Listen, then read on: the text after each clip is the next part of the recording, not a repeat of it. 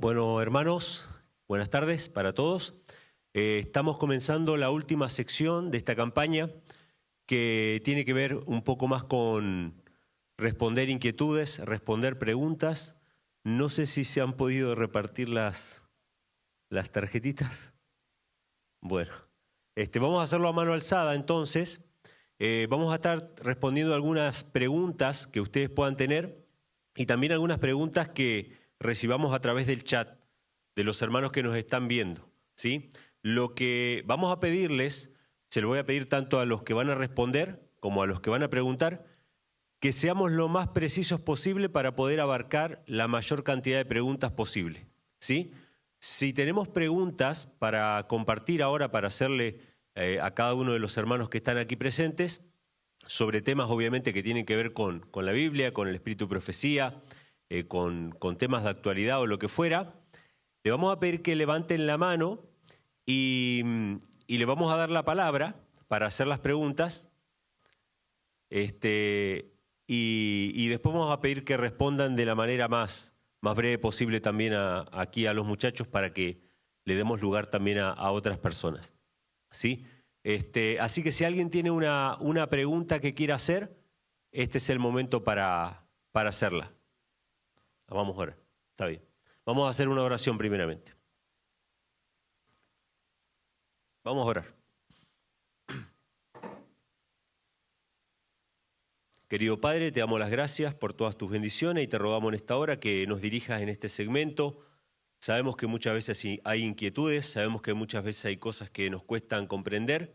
Si es que de alguna manera tú quieres hablarnos en esta tarde, danos la sabiduría, danos las palabras, recuérdanos los textos y también a los hermanos que quieran preguntar, que en este momento tú le puedas aclarar a través de tu palabra.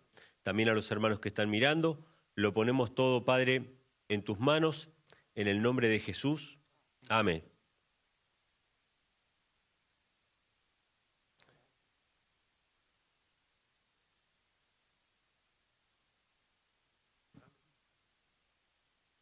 Ok. Bien, mi esposa está allí, está adelante. Aquellos que deseen hacer preguntas, ella puede acercarse y entregarles una hojita, ¿sí? Por aquí hay. Levanten la mano para que pueda verle bien, no hay mucha iluminación en el público, así que eso es, gracias. Y Sara también nos está colaborando. Me habían hecho llegar una pregunta, ¿sí? Y bueno, vamos a saludar a nuestros hermanos en Moyobamba, de manera especial nuestro hermano Jan, ¿sí? Allá en Moyobamba, bueno, entre Moyobamba y Rioja vive nuestro hermano. Un saludo grande para él y fortaleza también en el Señor. Está pasando situaciones difíciles por cuestión de la fe, por cuestión de su fe. Y muchos de los que estamos aquí entendemos cuando nos expresamos de esta manera, ¿sí? Él nos pregunta la relación que existe entre lo que es la Trinidad y el espiritismo. Esa es la pregunta que hace nuestro hermano Jan y bueno, quisiera él escuchar una respuesta, ¿no?, de esto. Ok, ¿alguien quiere empezar respondiendo esta pregunta? Entre la Trinidad y el espiritismo. ¿Sí? Solamente para compartir que en 1903, en la carta 56, cuando la hermana White escribe a Kellogg, ella le dice a Kellogg que él estaba destruyendo la personalidad del Padre y del Hijo a través de ideas espiritistas con el templo viviente. Ahora, en unas cartas anteriores que a ella le llegó de parte de los líderes de la conferencia general, Kellogg se estaba escribiendo con uno de los líderes y él admitió que él estaba creyendo ahora en la Trinidad, que él creía en Dios Padre, Dios Hijo y Dios Espíritu Santo.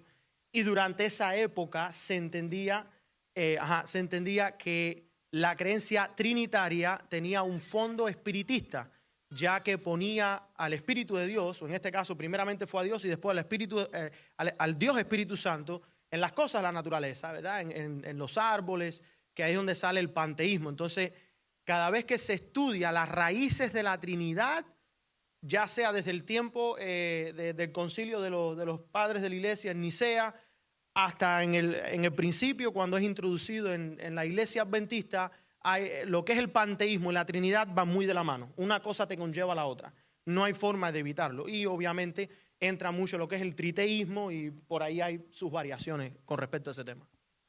Ok, no sé si alguien más quiere agregar algo sobre el espiritismo y la Trinidad. ¿Quién dice que existía esa relación entre el espiritismo y la Trinidad? Era la misma señora White. Y la señora White, nosotros sabemos que era una profeta de Dios. Y los profetas reciben inspiración de Dios. Por lo tanto, si ella lo dijo, que esa doctrina que estaba presentando el doctor Kelo del templo viviente, o sea, que Dios estaba representado en la naturaleza, era espiritismo y que estaba relacionada con la Trinidad. Sí.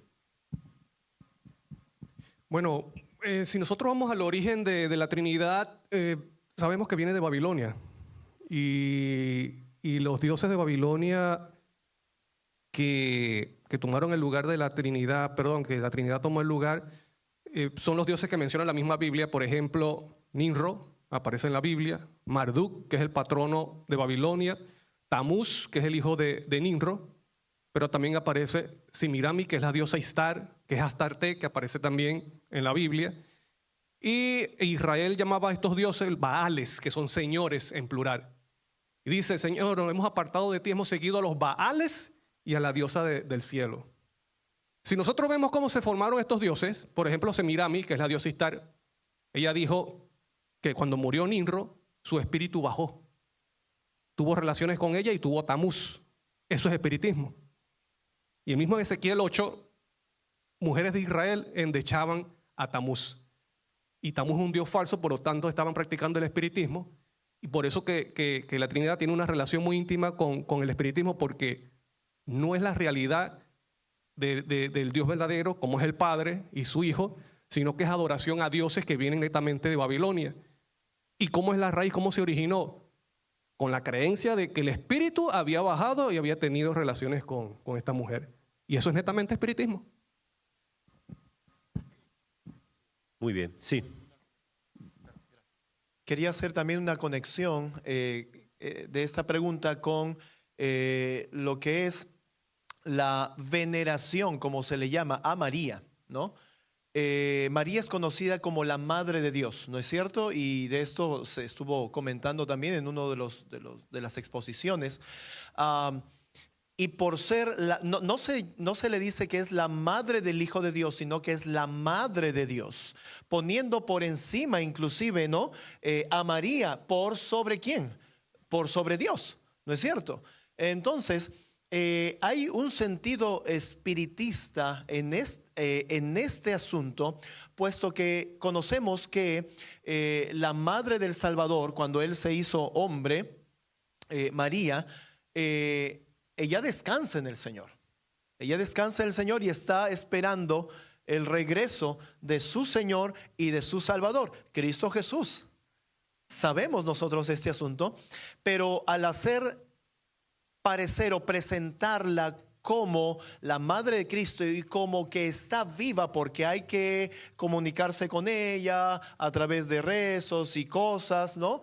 Peticiones, pues aquí hay un sentido también espiritista del asunto. ¿Qué menciona la palabra acerca de estas cosas? Que son demonios quienes hacen parecer a nuestros seres queridos que ya pasaron al descanso. ¿Sí? Entonces, hay aquí presente también, junto con el espiritismo, la adoración a los demonios. Hace mucho tiempo, en una escuela sabática se comentó el asunto acerca del Espíritu Santo. Yo tendría 19 años aproximadamente, o 18 años, y recuerdo al Espíritu Santo como la parte femenina de Dios. Y eso abre un espacio grande para que la persona de María como la Madre de Dios encaje justamente aquí. ¿Por qué? Porque ella también es presentada como intercesora. Es presentada como intercesora. Entonces, una cosa lleva a la otra, un engaño lleva a otro, una mentira lleva a otra mentira y aún más grande. Así que de manera sigilosa dentro de lo que es la Trinidad se está introduciendo el asunto del espiritismo o espiritualismo, como se encuentra esta palabra en los escritos de la sierva del Señor. Muy bien, muchas gracias por las respuestas. Voy a hacer una más del chat, porque creo que ya se están juntando las últimas preguntas ahí de los hermanos que están presentes, que dice, el Padre y el Hijo es el usuario, y dice, según la Biblia, ¿las fiestas están abolidas? No sé quién quisiera responder o por lo menos dar algún punto de vista sobre eso. ¿Cuál es la pregunta? Según las Escrituras, si las fiestas están abolidas o no. Según la Biblia, ¿las fiestas están vigentes o están abolidas? Esa sería la pregunta. ¿Alguien quisiera, pastor? Hermanos, el santuario y la fiesta, que eran 7, es el mapa que indicaba el proceso del plan de la salvación. El santuario y la fiesta es el evangelio en símbolo. Por lo tanto, la Pascua, la primera fiesta, se celebró en la cautividad. ¿Estaba Israel en Egipto, sí o no? Y Dios mandó a preparar el cordero, y nosotros sabemos que con su sangre pintar los dinteles, los postes, comer su carne asada, no quebrar los huesos, comerlo con pan sin levadura y con hierbas amargas. Ahora, esa Pascua se celebró en Egipto el 14 de Abib o Nisan. Ahora, eso, de ahí en adelante, Israel iba a celebrar cada año en esa misma fecha la Pascua. ¿Hasta cuándo? Hasta que el Cordero de Dios muriera el 14 de Nisan en el año 33. 33 y medio, ¿no? Ahora, pregunto, esa fiesta ya cumplió su cometido. Luego viene la fiesta ¿de qué?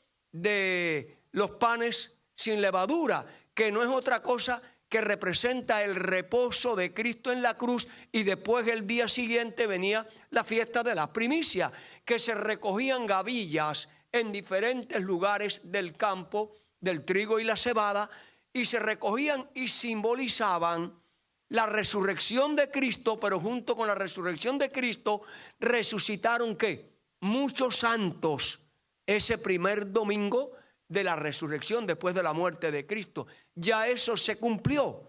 Y así luego viene la fiesta ¿de qué? Del Pentecostés, que se cumplió ¿cuándo? 50 días después de la muerte de Cristo. Pero nosotros esperamos ¿qué? El gran Pentecostés de los últimos días, que Joel lo profetizó y que Apocalipsis 18 nos habla que se derramará el Espíritu Santo y la tierra será alumbrada. Luego viene la fiesta de las trompetas, que comenzaban el 7º día del mes de Tisri. ¿Qué anunciaban esas trompetas? Que se acercaban en el día 10 del mes de Tisri, o Etamin, vendría ¿qué?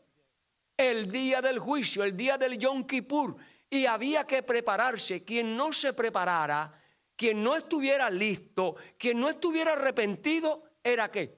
Cortado. Era un día de humillación, era un día de reposo, que no se podía trabajar, era un día de ayuno, para que la mente estuviera ¿cómo? Clara, para que todos estuvieran ¿qué? Allí con sus cuentas arregladas. ¿Por qué? Vendría ¿qué? El día del arreglo de cuentas, y el que no haya estado de acuerdo con su esposa, sus hijos, sus hermanos, sus amigos y con Dios, sería cortado. Y ahora viene, todas esas fiestas, hermanos, ya se cumplieron. No hay por qué celebrarlas como motivo de salvación. Ya esas fiestas cumplieron su símbolo, porque se cumplieron ¿en qué? En la vida de Cristo.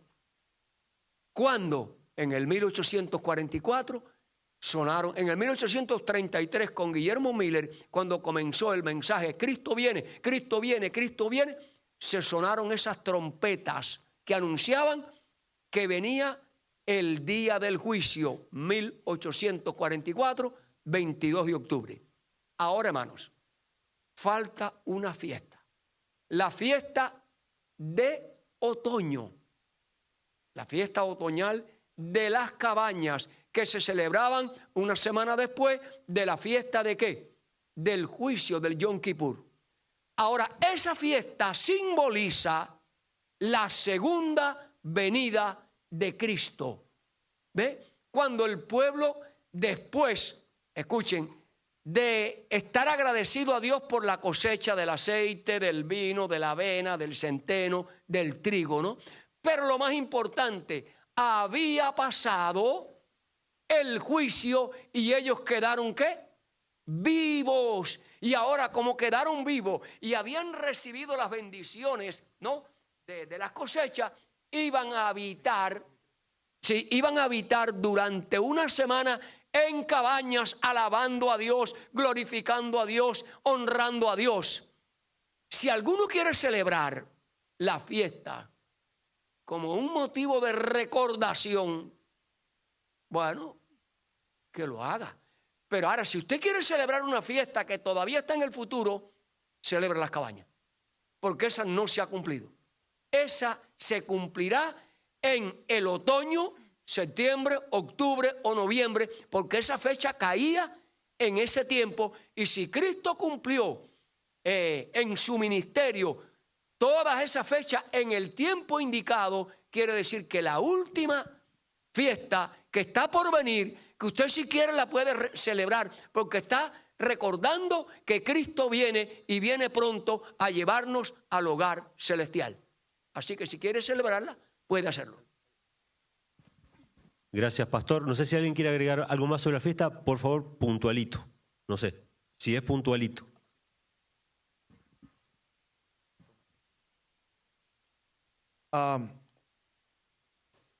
Yo les pregunto, queridos hermanos, bueno, antes de hacer la pregunta, la sierva del Señor destaca dos cosas puntuales como lo que es la ley ceremonial. Y ella menciona en relación a la ley ceremonial que fue clavada a la cruz, dicho sea de paso, y lo relaciona con sacrificio y sacerdocio. Así que el símbolo que se cumplió con la muerte de Cristo y lo que se clavó a la cruz de Cristo fue justamente el símbolo, porque ahora venía el tiempo de la realidad. ¿Cuál era el tiempo de la realidad? Era Cristo. Cristo era el tiempo de la realidad. Ahora, habiendo dicho esto, hago una pregunta. ¿Tenemos sacrificio y derramamiento de sangre vigente? Miren, y piensen bien lo que estoy preguntando, ¿sí? Por favor, esto sí es tema de salvación. Esto. En los rituales, no. Eso en es. ritual, no. Eso es. En Cristo, sí. Alabado sea el Señor. Mis hermanos, sí hay derramamiento de sangre vigente. No del símbolo, no del animal, ¿sí? Sino de quién. De nuestro sumo sacerdote que entró ¿con qué? ¿Con qué sangre? Con su propia sangre a ministrar en el santuario celestial, aquella sangre que te lavó a ti en este 2024 y me lava a mí en este 2024 de mis pecados. Esa es la sangre vigente, la real, la de Cristo. Así que sí hay sangre vigente, la de Cristo. Pregunto, ¿hay sacerdocio vigente? El símbolo se cumplió, por supuesto que sí, pero sí hay sacerdocio vigente. ¿Quién? El perfecto sacerdote, que es nuestro Señor Jesucristo, sacerdote de la orden de Melquisedec. Voy a leer un versículo y con esto voy a terminar esta parte, porque esto yo creo que va a abrir la mente para poder contemplar el tema de las fiestas, su vigencia o no para muchos, considero. Lucas capítulo 22, versículo 16. Cristo habla de su cumplimiento. Mucho se ha hablado de que ya se cumplió todo eso en la cruz de Cristo. Y ya hemos clarificado con lo que acabamos de comentar y con las preguntas que les he hecho, ¿sí? ¿Qué es lo que se cumplió? ¿Sí? El símbolo. ¿En qué cosa? Sacrificio y sacerdocio, porque ahora es la realidad, está oficiando, que es Cristo Jesús. Lucas capítulo 22, versículo 16, miren que dice: porque os digo que no comeré más, las palabras de Cristo, de ella, la Pascua, ¿sí? No va a comer más de la Pascua hasta que se cumpla en el reino. A ver, ¿lo están leyendo? ¿Estamos con nuestras Biblias, hermanos? No esperen que no crean en el hombre, ¿ok? Vamos a abrir nuestras Biblias. Porque os digo que no comeré más de ella hasta que se cumpla. La Pascua tiene que cumplirse ¿dónde? ¿Dónde? A ver, alguien con su Biblia abierta y que me lo diga, y leyéndola. Hasta que se cumpla en el reino de Dios. Bueno, tenemos ya todas las preguntas de los hermanos. Hay muchas preguntas, están bien sintéticas, así que vamos a tratar de responderlo lo más rápido posible. Una pregunta que se repitió por lo menos 2 veces dice: hermanos, ¿qué pasa con los que hemos sido bautizados en el nombre del Padre, el Hijo y el Espíritu Santo? ¿Sería necesario que volvamos a bautizarnos? Esta pregunta está repetida un par de veces, así que le agradecería si alguien quisiera dar su respuesta con respecto a esto. No sé si alguien tiene el deseo de hacerlo. Sí. Solamente un pequeño comentario. La hermana White creció siendo metodista. Cuando conoció el movimiento milerita se bautizó. Y cuando el movimiento milerita se convirtió en el movimiento adventista, se volvió a bautizar. Ella declara más de 7 veces en toda su vida que aquel que sienta la necesidad de ser rebautizado, que lo haga y que nadie se interponga. Si ustedes sienten la necesidad de que tienen que ser rebautizados porque ustedes fueron bautizados con un concepto de Dios trinitario, con un concepto errado, mis hermanos, la respuesta es sí, rebautízate.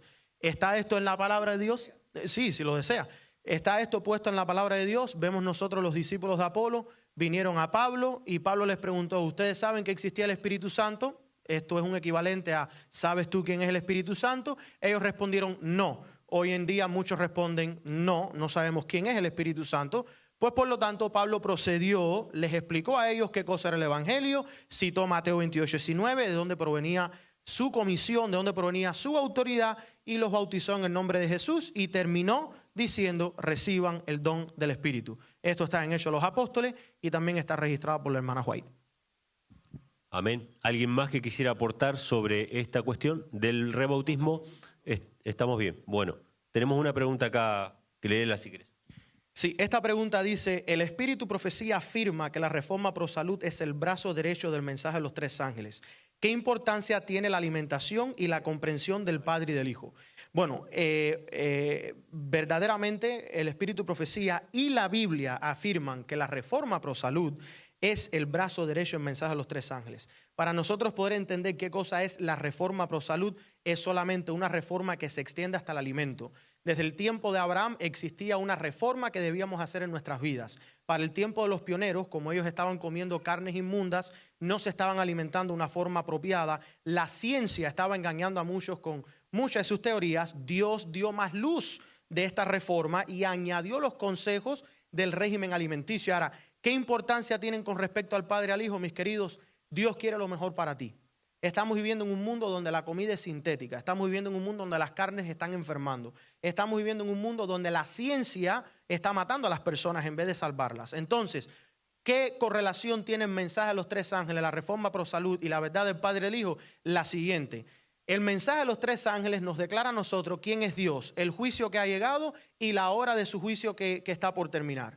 Este juicio está llegando a la tierra, el fin de la gracia está llegando, y el pueblo de Dios tiene que estar preparado para la última gran crisis. Si nosotros no nos estamos alimentando de la mejor forma posible, nuestra salud va a sufrir, y si nuestra salud sufre, no vamos a poder hacer esto de una forma apropiada y con todas las fuerzas.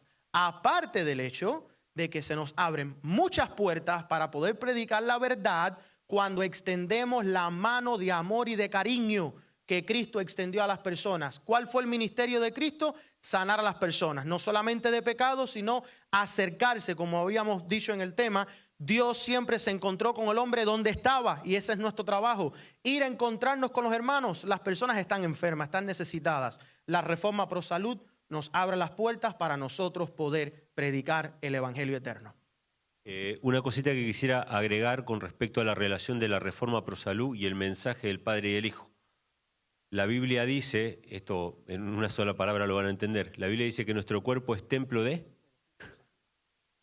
Si no practicamos la Reforma Pro Salud, ¿qué espíritu podemos llegar a tener? ¿No? O sea, ¿estaremos dispuestos o estaremos predispuestos a aceptar al verdadero espíritu de Cristo? Es algo que es para reflexionar. Dani tiene una pregunta y la respuesta también si la quieres leer.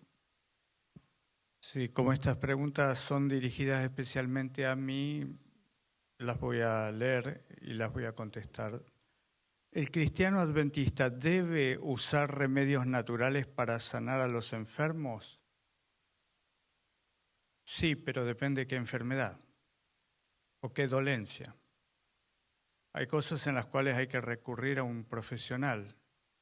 Hace unos meses me sacaron una muela de juicio. ¿Cómo me sacarían una muela de juicio con remedios naturales? O sea, somos seres humanos inteligentes.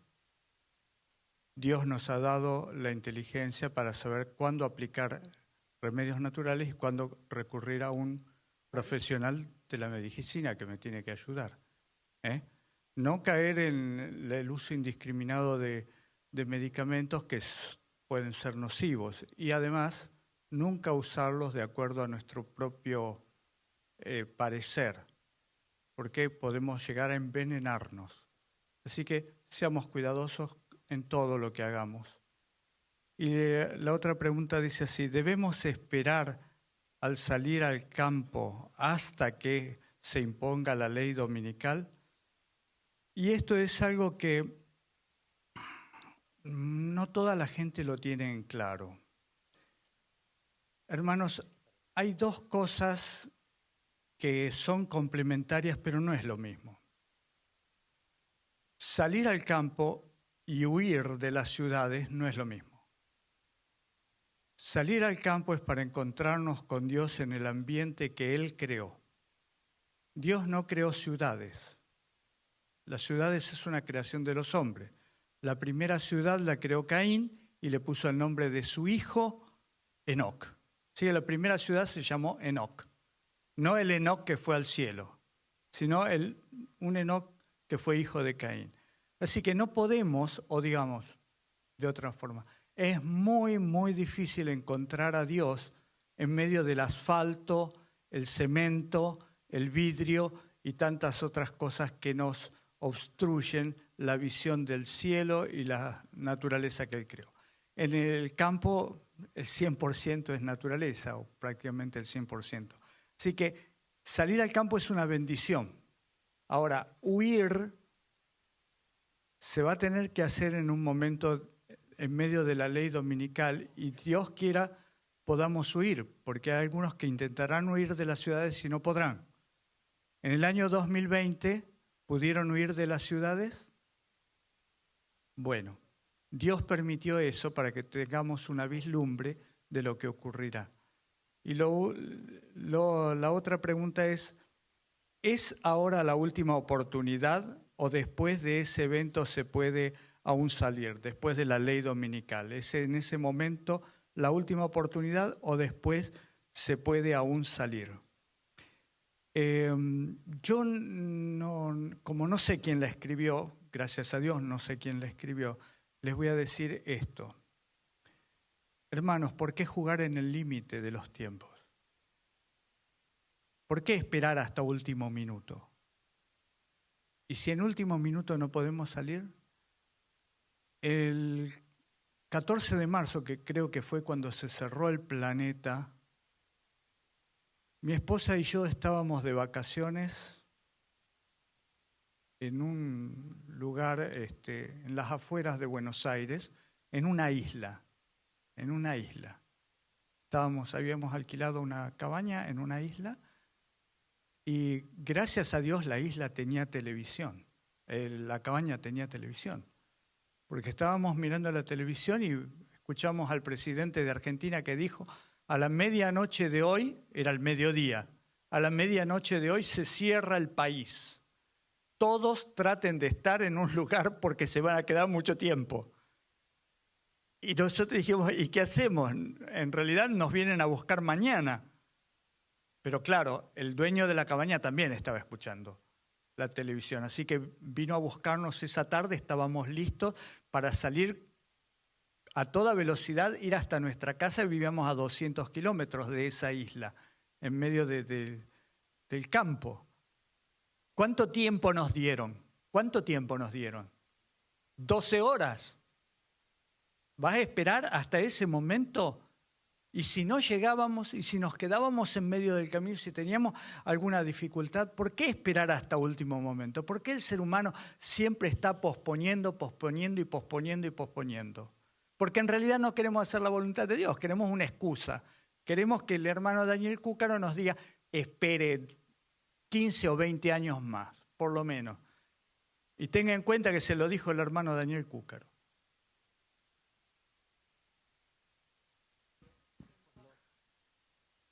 Amén.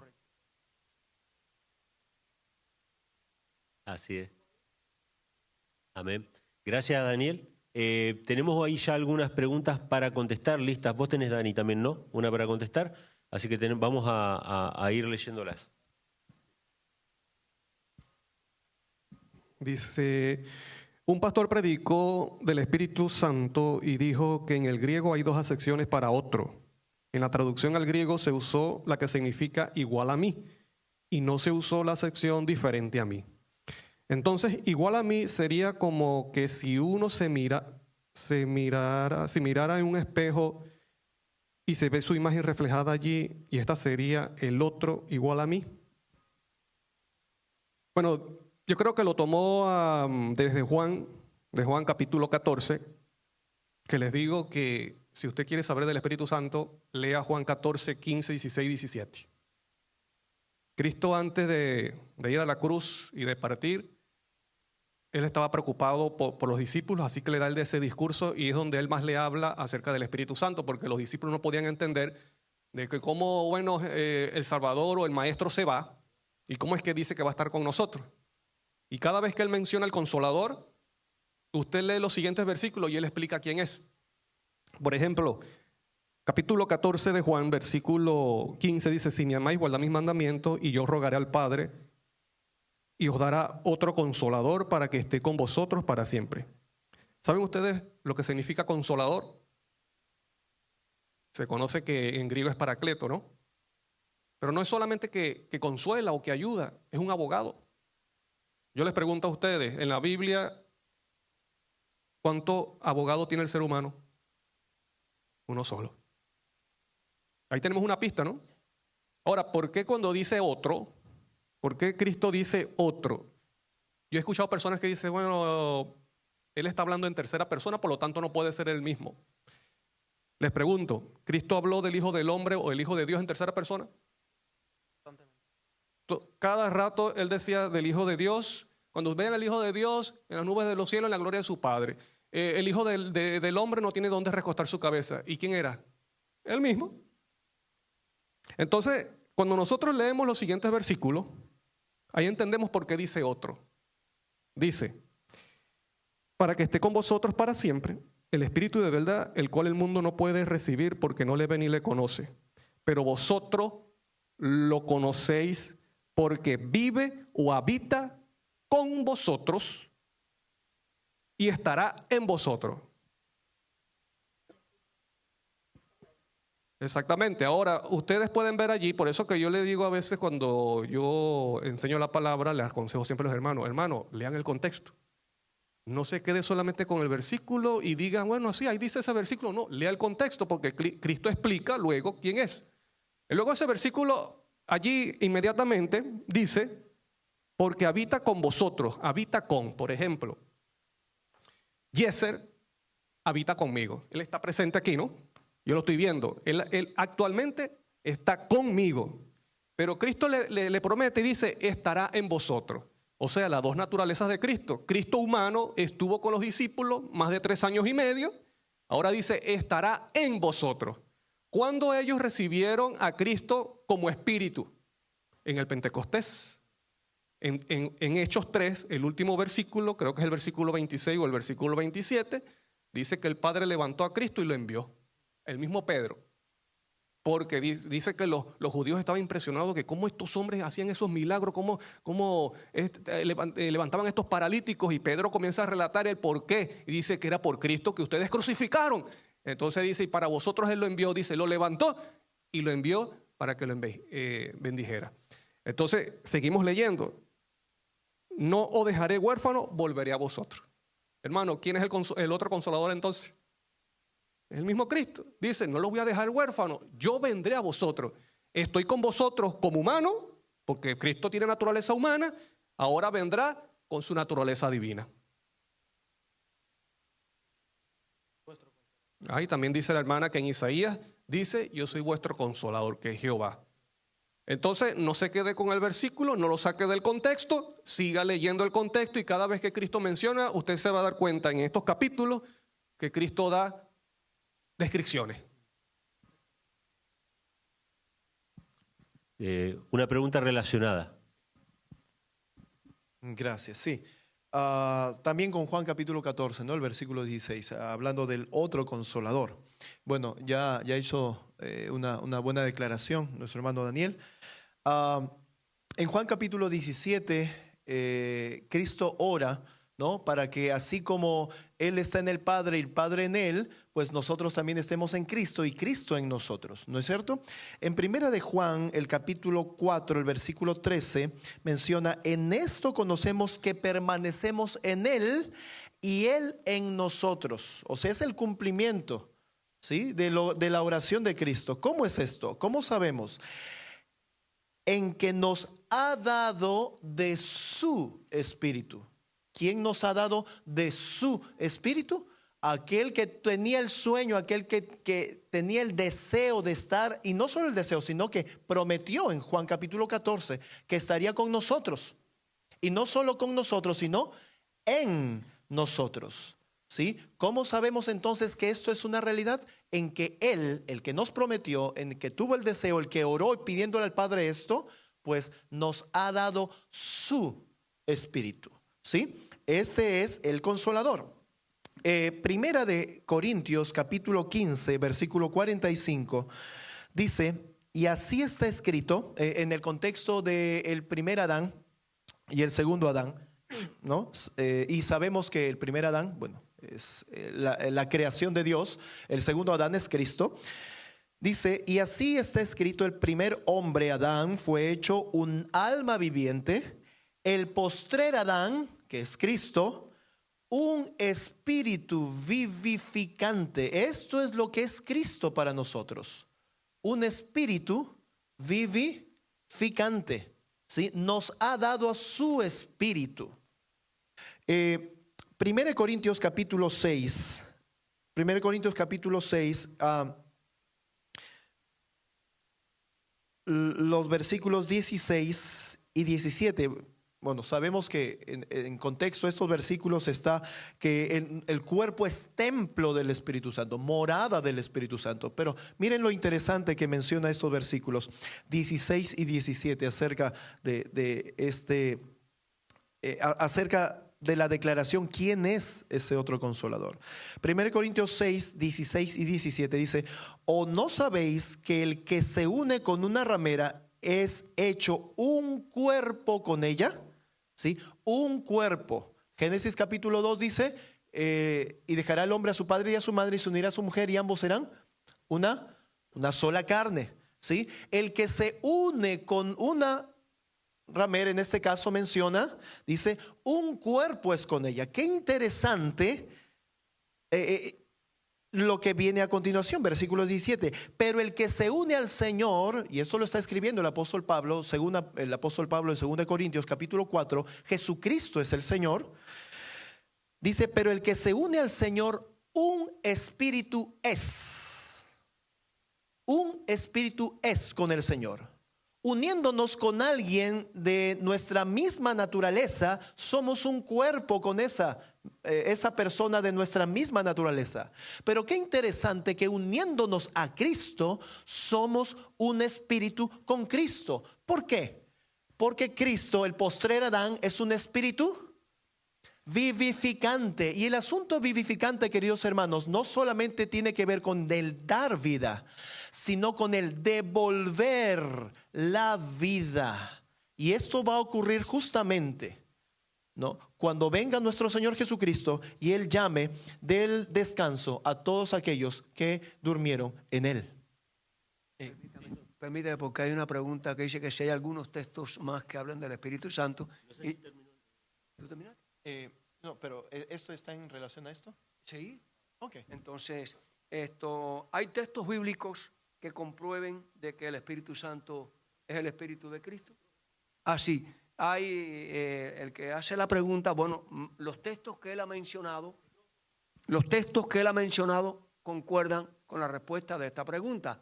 Además, segunda de Corintios, capítulo 3, versículo 17, que se ha predicado aquí mucho en esta semana, porque el Espíritu, el Señor es el Espíritu. Y donde está el Espíritu del Señor, ¿qué hay? Y Gálatas, capítulo 4, versículo 6, dice, por cuanto sois hijos, Dios enviará a vuestros corazones el Espíritu de su Hijo. ¿Respondida esa pregunta? Amén, alabado sea el Señor, el cual clama, Abba Padre. Es el Espíritu en nosotros que clama, Abba Padre. ¿Y eso qué significa? Que el Espíritu llama Padre ¿a quién? Al Padre, justamente, ¿no? Y esto liguemos al mensaje que dio nuestro hermano Daniel Cúcaro el día de hoy. Dios no miente, ¿sí? La palabra de Dios no miente. Si Cristo llamó Padre a Dios, es porque es así. Si el Espíritu es el que clama, Abba, Padre, es porque es ¿quién? No hay padre sin hijo y no hay hijo sin padre. Quería mencionar Hechos capítulo 3, versículo 26, que nuestro hermano Daniel primera, y con este versículo cierro esta parte. Hechos 3, 26, que para mí es un versículo muy importante en el tiempo del derramamiento primero del Espíritu Santo. Menciona, a vosotros primeramente, Pedro dijo, a vosotros primeramente Dios, habiendo resucitado a su Hijo Jesús, ¿sí?, le ha enviado para que os bendijese al convertirse cada uno de su maldad. O sea, Cristo entregó su vida en la cruz del Calvario. Cristo es resucitado por el Padre, asciende al cielo. ¿Y qué sucede? ¿Qué dice el texto bíblico? Que el Padre, ¿qué hizo? ¿Qué? Lo envió. ¿Para qué? Para bendecir, al convertirse cada quien de su maldad. ¿Y quién es el que nos convence de pecado, de justicia y de juicio? Es el Espíritu de Dios. Es el Padre enviando a su Hijo para conducirnos a un arrepentimiento sincero. Ahora, y más allá, ¿no?, a los escritos de la sierva del Señor inspirados también, en más de una ocasión la sierva del Señor menciona que el Espíritu Santo es Cristo. Ese otro consolador resulta siendo esa otra manifestación de Cristo, ¿sí? El humano Cristo Jesús ministrando a la diestra del Padre. Y hay una cita de la sierva del Señor que dice que Cristo viene a nosotros en su divinidad. Viene a nosotros en su divinidad. Él es el Espíritu de verdad. Él es el Espíritu Santo. Estas son declaraciones inspiradas, escritos de la sierva del Señor. Más de una ocasión las encontramos allí. Gracias, Carlos. Sí. Dale. Aquí pregunta, si Cristo está en el cielo como abogado, entonces en la tierra, ¿quién está? Yo creo que las respuestas ya respondieron eso, ¿no? Quizá agregar un pasaje, Mateo capítulo 28, donde Cristo le dice a los discípulos, yo estoy con vosotros todos los días hasta el fin del mundo. Evidentemente Cristo iba a estar con nosotros, lo dijo también el pastor Cecilio Pérez, Dios envía a nuestros corazones el Espíritu de su Hijo. Entonces, evidentemente ahí están las dos naturalezas de Cristo. Cristo humano no humano caído, pero humano glorificado después de su resurrección, está en el cielo, intercediendo por nosotros en el santuario, mostrando las heridas en sus manos delante del Padre, pero Cristo divino, por medio de su omnipresencia, ¿sí?, está con nosotros todos los días hasta el fin del mundo. Por eso es que se lo llama la tercera persona de la divinidad, ¿no?, al Espíritu Santo, porque es el Padre, el Hijo y el Espíritu del Hijo. Es interesante, por ejemplo, cuando Esteban estaba siendo apedreado, él dice que vio los cielos abiertos y a Cristo a la diestra del Padre. Pero si usted escucha y analiza la conversión de Saulo de Tarso cuando iba a Damasco, ¿quién se le apareció? Él quedó ciego con la luz, él decía, ¿quién eres? Y esa persona, ese ser que se le apareció dice, yo soy, con las mismas palabras, yo soy Jesús a quien tú persigues. Hermano querido y amigo, no es otro, es Cristo Jesús, porque Él es omnipresente, Él participa de la misma naturaleza del Padre Celestial. Viene de otra forma, pero no es otro. Aquí el hermano Jesser ya tiene para responder varias que están relacionadas. Sí, aprovecho 3 preguntas que podemos responder como una. La primera dice, ¿la iglesia adventista corporativa está infiltrada por los jesuitas? Muy buena pregunta. Segunda pregunta, quiero saber cómo fue que Cristo fue engendrado si la Biblia dice que el Padre y el Hijo son coeternos. Segunda pregunta.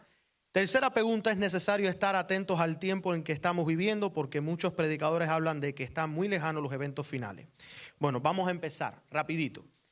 La iglesia adventista corporativa está infiltrada por los jesuitas. Bueno, hasta ahora no apareció ningún jesuita que haya dicho, hey, yo soy jesuita y me infiltré en la iglesia adventista. ¿Ok? Pero, claro que no lo van a decir, pero hay algo interesante. Esta pregunta dice que la Biblia dice que quería saber cómo es que Cristo fue engendrado si la Biblia dice que el Padre y el Hijo son coeternos. La palabra coeterno no está en la Biblia. La palabra coeterno no está en los libros del Espíritu y Profecía. Pero ¿cómo fue que esto llegó a nuestras ideas o pensamientos si en realidad es una creencia jesuita? Pues ahí tienes la respuesta a la primera pregunta. Ya que en la iglesia adventista estamos usando terminología que no se encuentra escrita en la palabra, ni se encuentra escrito en el Espíritu y Profecía, nos da suficiente evidencia para saber que de alguna forma el vino de la Babilonia se ha mezclado dentro de la iglesia. ¿Fueron jesuitas, fueron masones, fueron Illuminati, fue un loco? No sé, pero está presente el vino de la Babilonia. Con respecto a la tercera pregunta, dice que muchos pastores están diciendo que no es necesario, que los eventos finales están lejanos. Miren, mis queridos, yo quiero terminar rapidito la respuesta. Mateo 24, 45 dice, ¿quién es pues el siervo fiel, prudente, al cual su Señor puso sobre su familia para que les dé alimento al tiempo? Bienaventurado aquel siervo, el cuando su Señor venga le haya haciendo así, haciendo el bien. Y rápidamente más adelante entra el clamor de medianoche. Mateo 25, la parábola de las 10 vírgenes. El problema de la iglesia, en los tiempos de los fariseos, la profecía advirtió que Cristo venía, que venía el Hijo de Dios en la carne, sí lo advirtió, pero ellos creían que quedaba mucho tiempo para eso. Hoy la iglesia está pasando por el mismo problema. ¿Sabes qué es interesante? Martín Lutero en el 1500 creía que Cristo iba a venir en 300 años. No solamente está registrado en el conflicto de los siglos, sino que Daubigné también lo registra y también sus propios escritos. Ninguno de los reformadores y discípulos vivieron y predicaron su vida como si Cristo hubiera venido de aquí a miles de años, como sea. Ahora, en Mateo 25 y en Mateo 24, Cristo da una explicación de los eventos que van a suceder antes de que aparezca ¿quién? La venida del Hijo del Hombre. Y cuando Él le habla a los discípulos sobre estas señales, Él les está hablando a la generación que ve estas señales. Y verdaderamente esta generación está viendo esas señales. Que sea de aquí a 5 años, a 10 años, 50 años, no sé. Pero esta generación que se ha levantado a predicar el Evangelio eterno, que se ha levantado a explicar con la palabra la personalidad de Dios y de Cristo, está viendo las señales que Cristo había anunciado. Entonces es importante vivir con el pensamiento de que el retorno de nuestro Señor Jesucristo es muy pronto. El retorno de nuestro Señor Jesucristo es algo serio y debemos de estar preparados porque no queremos que nos tome como ladrón por la noche de sorpresa. El llamado de Cristo siempre a sus discípulos fue velad y orad. Los pastores que les digan que falta mucho para los eventos finales no les están diciendo las palabras de Cristo, velad y orad. Amén, muchas gracias. Tenemos 3 preguntas acá que son muy similares o están relacionadas. Una dice, ¿algún versículo o alguna cita donde indique que llegará el momento de salir de la organización IASD, o sea, adventista? Elena de White, ¿llegó a tomar distancia de la iglesia de su época? Esa es una pregunta. La otra dice, ¿hay alguna profecía que muestre la probabilidad de que la iglesia adventista haga alguna pronunciación oficial reconociendo el error trinitario? Y justamente en el mismo chat nos pone una hermana, hermanos, una pregunta, ¿es verdaderamente necesario separarme de la iglesia corporativa para mantener y defender la deidad del Padre y del Hijo o debemos defender la doctrina en la corporación? Y yo quiero hacer una respuesta muy personal con respecto a esto y puede que mis compañeros aquí no todos estemos de acuerdo con respecto a eso, no lo sé. Pero mi respuesta muy personal, simplemente la quiero dar porque creo que Dios va a guiar a cada ser humano. Primeramente, no hay una profecía puntual que hable de que la iglesia adventista va a reconocer, o va a apostatar, o va a pasar esto, o va a pasar aquello. Pero nosotros sabemos, hermanos, que sin ley dominical, sin persecución, lamentablemente hay muchos lazos con el mundo en la iglesia. Nosotros sabemos que eso es así. Hay una participación activa en el movimiento ecuménico. Imagínense si antes Roma tenía que perseguir y matar a los disidentes y hoy no nos persiguen ni nos matan y ya somos parte del movimiento ecuménico, no hay mucho que decir con respecto a eso. Pero yo nunca, hermanos, y quiero que quede claro esto ya que está saliendo en público, nunca le diría a alguien que salga de la iglesia adventista, ni tampoco le diría, mira, tienes que quedarte, sino que le diría que busca al Señor, que busque en oración, que Dios le va a mostrar, que Dios le va a abrir el camino y va a hacer que sea el camino de Él inevitable. Quiero comentar un pequeño testimonio simplemente. Aquí hay un hermano que no voy a mencionar, pero yo le pedí permiso para contar su testimonio. Este hermano hace muchos años me contactó a través de la página. Él estaba pasando por unos momentos muy difíciles, no recuerdo si era depresión o momentos realmente duros. Y en ese momento él no tenía con quién estar, él estaba muy lejos, en otro país. Entonces yo le pregunté, hermano, ¿hay alguna iglesia adventista cerca? Él me dijo que sí. Yo le dije, vaya a esa iglesia adventista. Oh, pero si enseñan la Trinidad, no importa, usted vaya a la iglesia adventista y busque a Dios, busque de relacionarse con otros hermanos que quizá le van a ayudar porque yo estoy lejos y no le puedo ayudar. Este hermano empezó a ir a la iglesia adventista, hasta el día de hoy él va. Y gracias a Dios él está mucho mejor, está muy feliz y gracias a Dios yo lo pude conocer aquí personalmente en estos días. Yo nunca le diría a alguien que deje de asistir a la iglesia adventista. Yo nunca le diría a alguien salgan de Babilonia como si fuera que si se quedan se van a perder, como lo suelen hacer muchos pastores que les dicen que si se salen se van a perder. Porque hay muchas otras cuestiones que tienen que ver. Babilonia está en la mente y el corazón. Hay que sacarla de la mente y del corazón.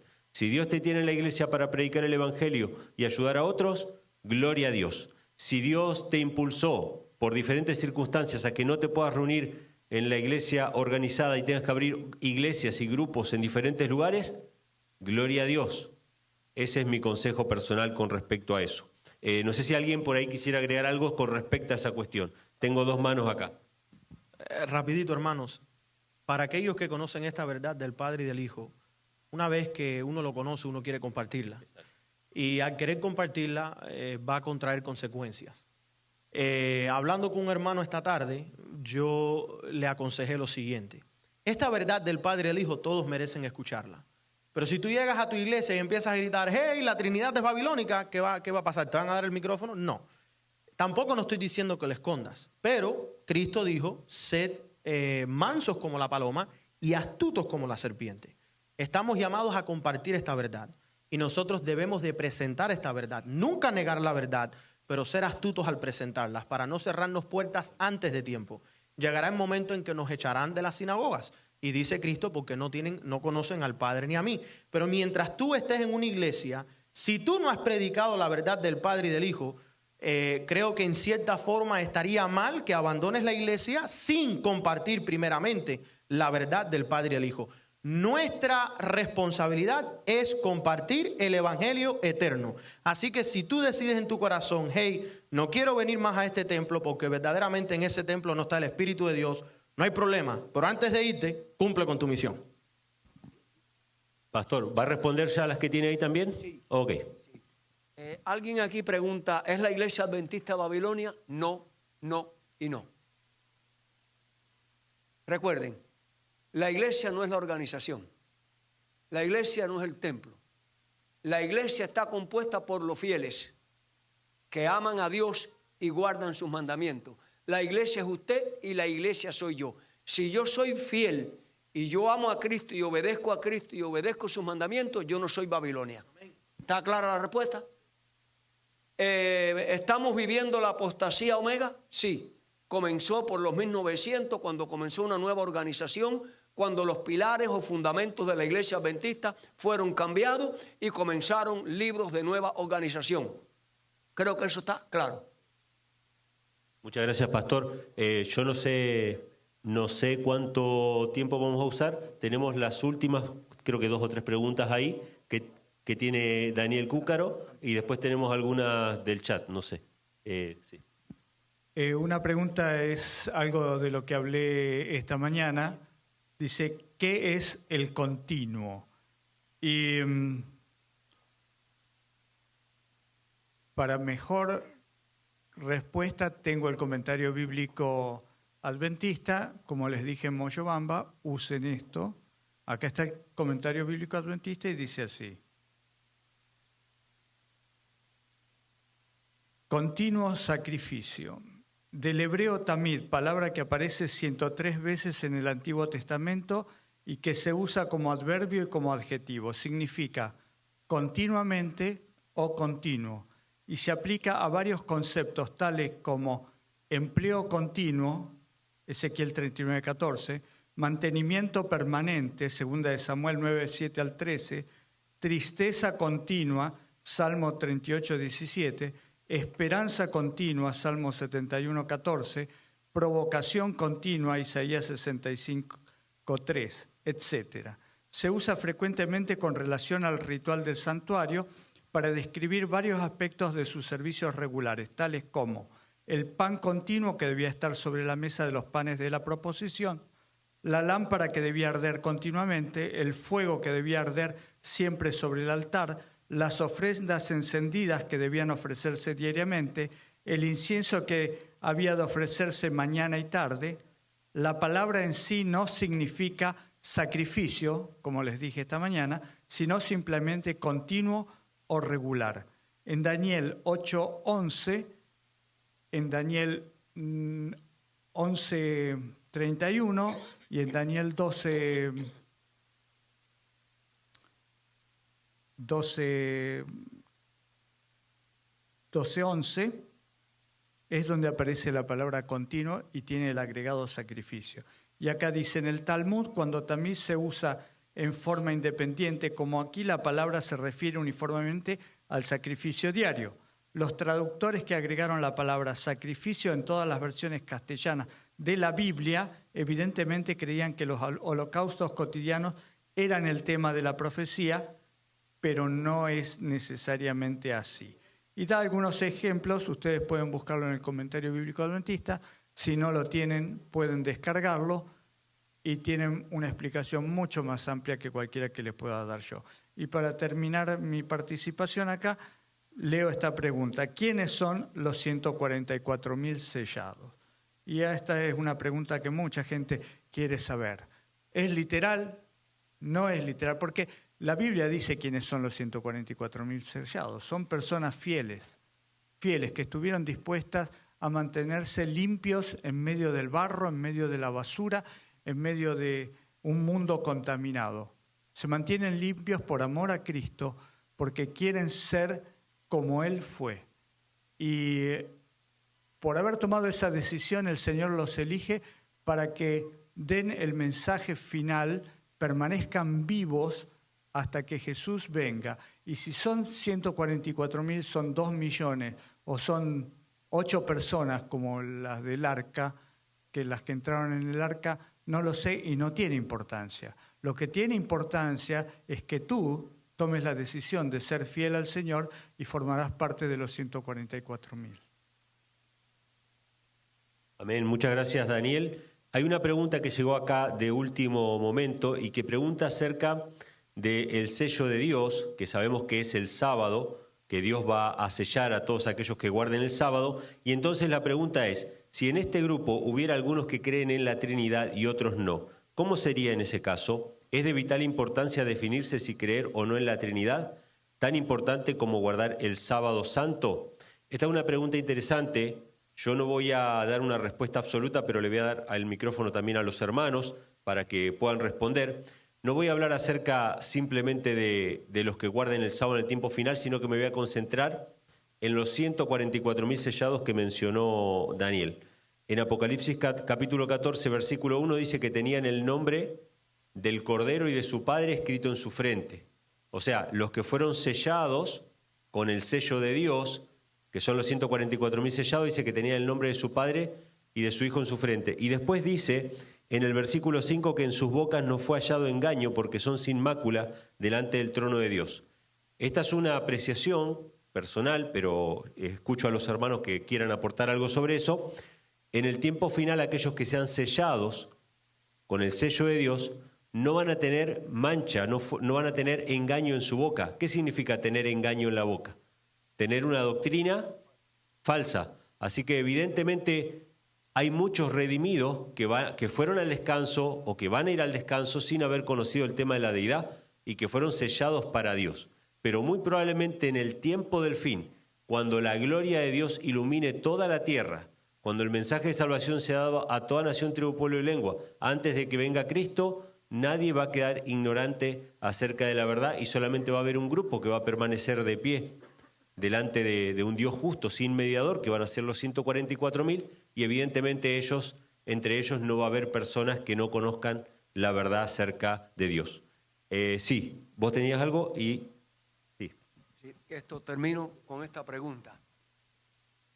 Dice, y será predicado el evangelio del reino a todo el mundo para testimonio a todas las naciones, y entonces vendrá el fin. Y aquí viene ahora lo que es la pregunta, ¿no? Cuando se refiere a este evangelio eterno, se refiere al Padre y al Hijo, y solo los que acepten esta verdad serán salvos. Dos preguntas. Número uno, el evangelio eterno compone la verdad del Padre y del Hijo. Allí en Apocalipsis capítulo 14, versículo 7 dice, y vi volar por en medio del cielo a un ángel que tenía el evangelio eterno. El evangelio eterno no es un programa. El evangelio eterno es Cristo. El concilio de paz que se realizó entre el Padre y el Hijo es donde se programó que Cristo iba a venir a morir. Eso es ¿qué? El evangelio eterno. ¿Y qué relación tienen con el Padre y el Hijo?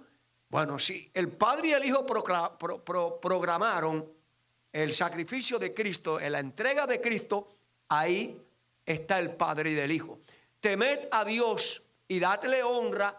Temed a Dios es obediencia a los mandamientos de Dios. Y debo decirle que hay una cita que ahora no recuerdo exactamente en el Espíritu, en la matutina, el Cristo triunfante, donde dice que el Padre y el Hijo, unidos en el Sinaí, proclamaron su santa ley.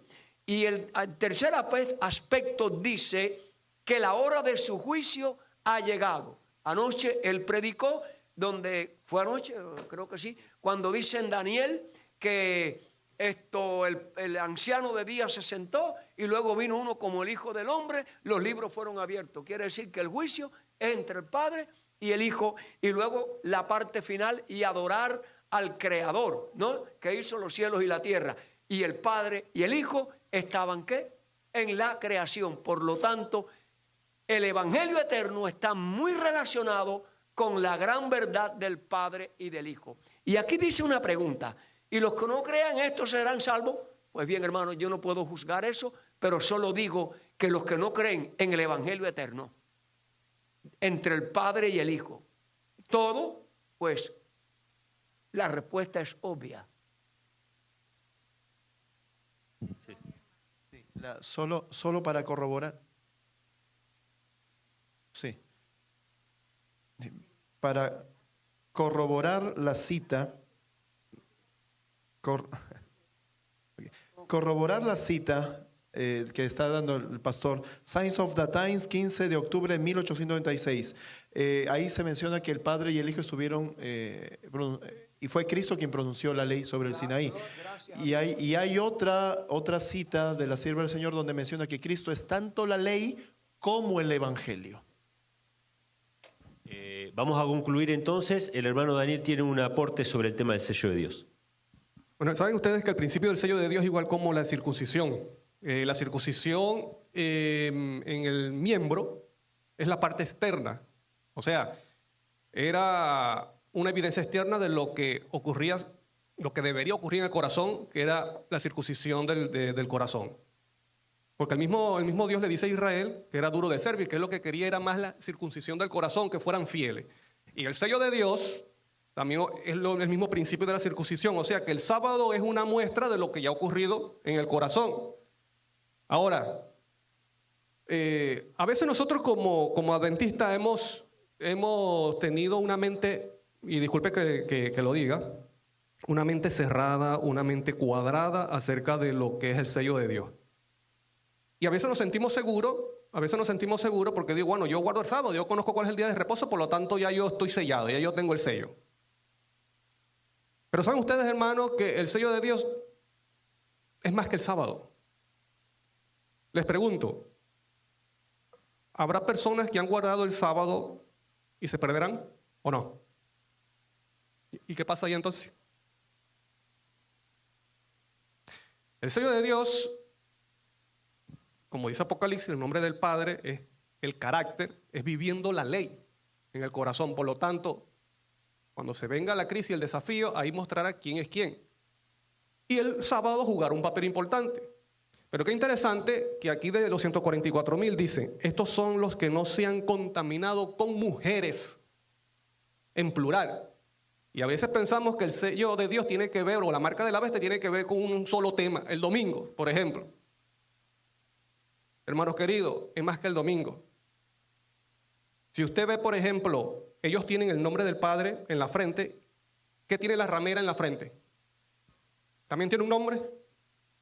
Dice, misterio, madre de las abominaciones. No dice de la abominación, en singular. Dice abominaciones. ¿Y saben ustedes lo que es abominación en la Biblia? En el Antiguo Testamento involucra idolatría. Y ramera en griego significa una persona idólatra. ¿Y qué es una persona idólatra? Que adora dioses falsos.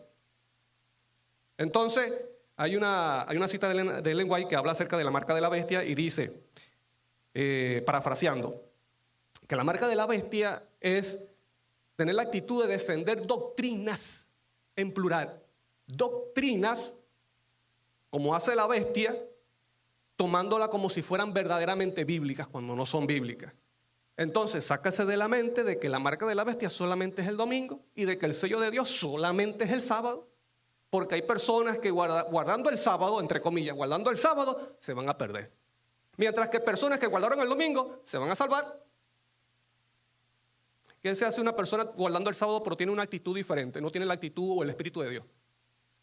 No se va a salvar. ¿Por qué? Porque el sello es más que el sábado.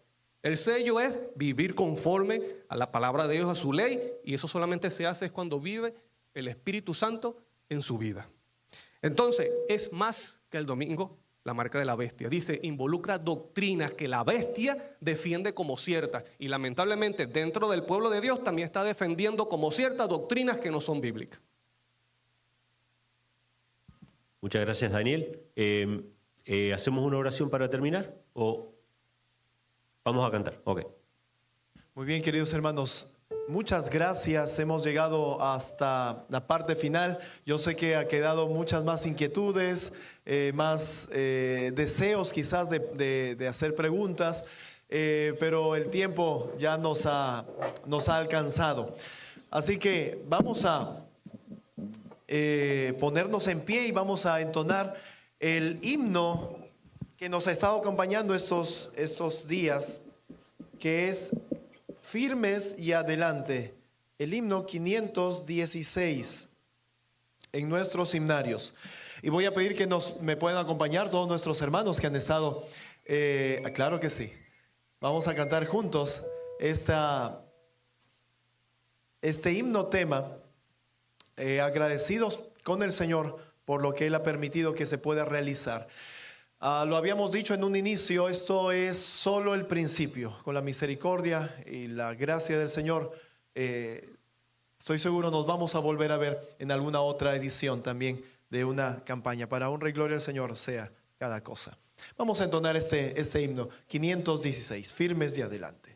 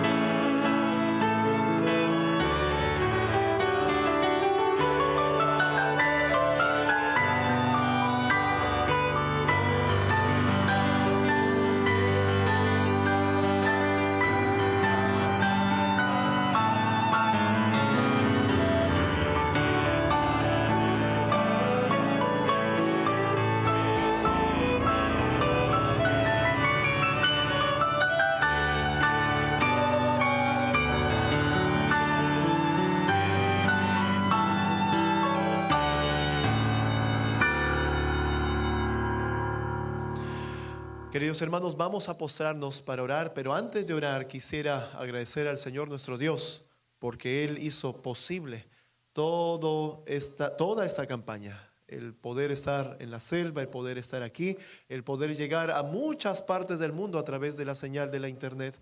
Quiero agradecer también a todos mis hermanos que gustosamente aceptaron la invitación de poder venir aquí, el llamado de parte del Señor. Cada uno tiene un testimonio especial de cómo fue la decisión para poder llegar aquí. Y el Señor también pudo suplir estos gastos, ¿no es cierto? Gracias por ese desprendimiento, queridos hermanos, que se hizo para poder estar aquí, en tiempo, en recursos y más todavía. Y gracias también, queridos hermanos, por estar con nosotros durante todas estas noches. Vamos a agradecerle ahora al Señor de rodillas y estamos seguros que no va a ser la primera ni la última vez esta campaña. El Señor tiene algo especial reservado para todos.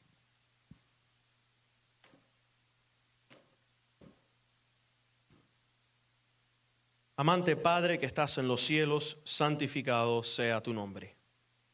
Gracias, Padre, porque al terminar este sábado, esta semana, y vamos a empezar una nueva, la vamos a empezar con un fuego ardiente dentro de nuestros corazones, porque hemos escuchado palabras de vida del gran Maestro, tu Hijo Cristo Jesús. Padre, te damos gracias por los músicos que han tocado instrumentos, melodías que exaltan tu nombre en el cielo y aquí en la tierra. Gracias por los predicadores que se han parado detrás del púlpito y han presentado la sola Escritura.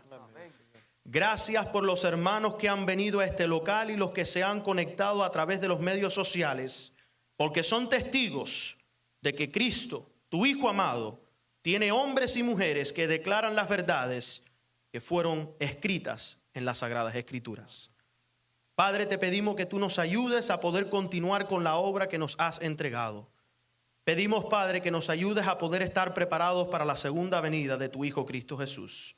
Perdona nuestros pecados, perdona nuestras faltas y si de alguna manera nosotros hemos fallado, Padre, te pedimos perdón. Nos humillamos frente al trono de la gracia. Pero no pedimos estas cosas porque hay méritos en nosotros, Padre. Pedimos estas cosas por los méritos de tu Hijo amado Cristo Jesús. Confiamos de que es la obra que empezó, Él la va a terminar. Danos de tu espíritu, úngenos y que podamos salir de este local y las personas puedan continuar sus vidas a través de los que están viendo en los medios sociales, podamos continuar todos proclamando el mensaje de los tres ángeles y el evangelio eterno. Te lo pedimos todo en el nombre de Cristo Jesús. Amén. Muchas gracias, queridos hermanos. De manera especial también a nuestra hermana Nori, gracias a nuestro hermano Richard Barona, gracias Josué Cuba, gracias Lois también, y una feliz semana con todos, ¿sí? Gracias a todas las familias, mi familia que está presente, gracias por la colaboración que hubo, todo el trajín de conseguir cosas antes, previas, para recibirnos inclusive en la casa donde ahora por la misericordia del Señor estamos también hospedados, así que muchas gracias a todos, queridos hermanos. Rapidito, es que no puedo despedirme sin decir mi palabra favorita, Maranata.